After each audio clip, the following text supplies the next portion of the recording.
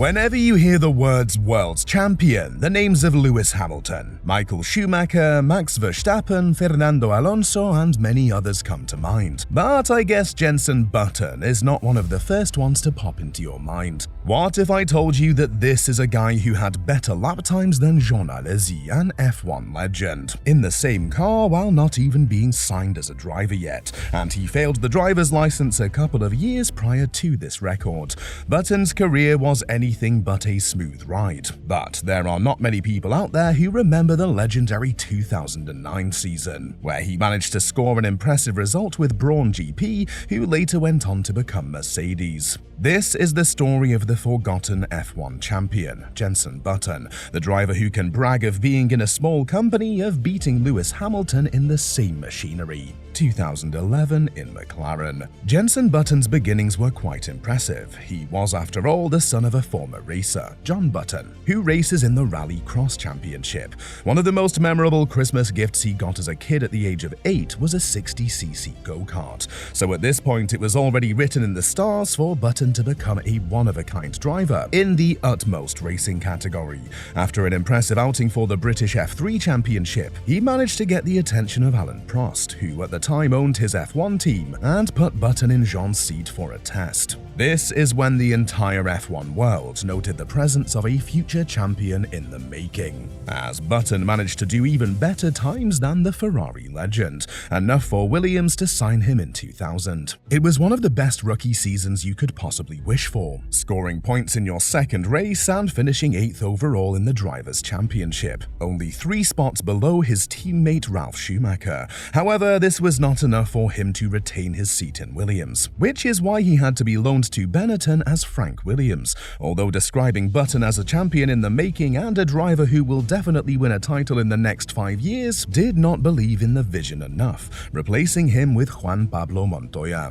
The next couple of seasons are not something we would want to keep your attention to for too long. They were not that impressive either, and from teams like Benetton and Renault, Button saw a bit more success when he moved to BAR, the team in which he scored his first podium at the second race of the season, 3rd place in Malaysia. All of this set him up for great success with Honda later on, and many hoped for this scenario, given the fact that in 2004, BAR and Button had to settle their feuds in court, as he wanted to return back to Williams due to the backup that the UK-based team had with BMW. However, the court ruled in BAR's favor and forced him to stay with the team, which then again saw BAR being rebranded in Honda from 2006 to 2008, when Button was partnered with Rubens Barrichello.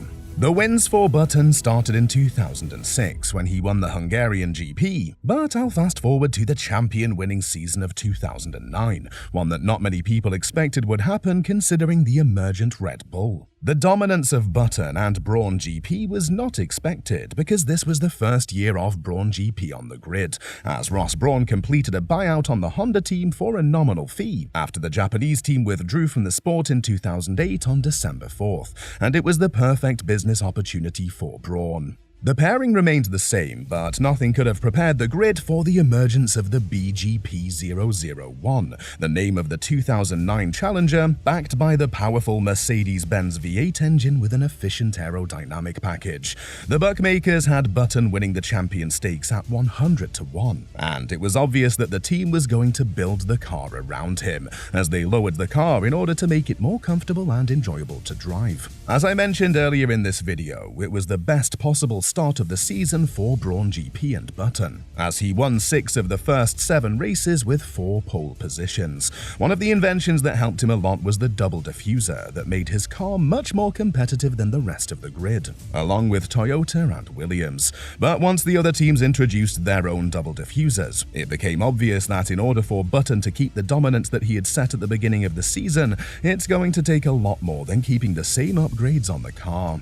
Button's dominance ended at this point, as he averaged 6th place in the following 10 races and scored only 35 points, which is a massive drop after accumulating 61 in the first 7 venues. The team also spent 10% of the allocated £7 million budget on developing the car, which affected the performance a lot, combined with Button's smooth driving style, prevented him from generating heat in the tyres in cold weather. This was perfectly shown at the Brazilian GP, when Button's race was compromised by a poor choice of tyres in the wet weather, something that saw him finish 14th. But when fate has a plan, there is nothing much you can do about it. The main protagonist for the title in 2009, apart from Button, Sebastian Vettel, also had a miserable qualifying season, finishing 16th, and considering the fact that Barrichello won the pole position in that race, Brawn GP had the upper hand on Red Bull in the Constructors' Championship as well. The race went heavily in Red Bull's favour regarding the performance of the car, which is why the win of Mark Webber did not come that much as a surprise. But there was so much at stake here, and in order for Button to win the championship, he needed to finish within 4 points of teammate Barrichello in order to seal the title.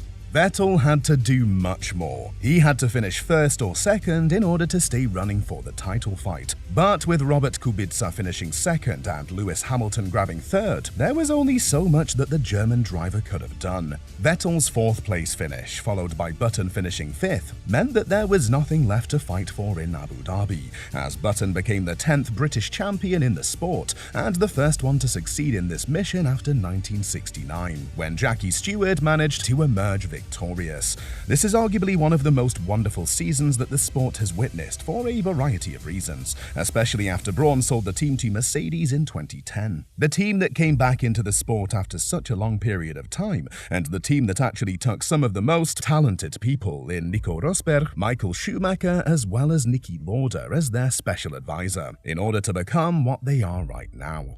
Now, many fans out there believe that the double diffuser loophole that allowed Button to have such a strong start to the season along with Toyota and Williams is the main reason why the Brit was able to get the championship.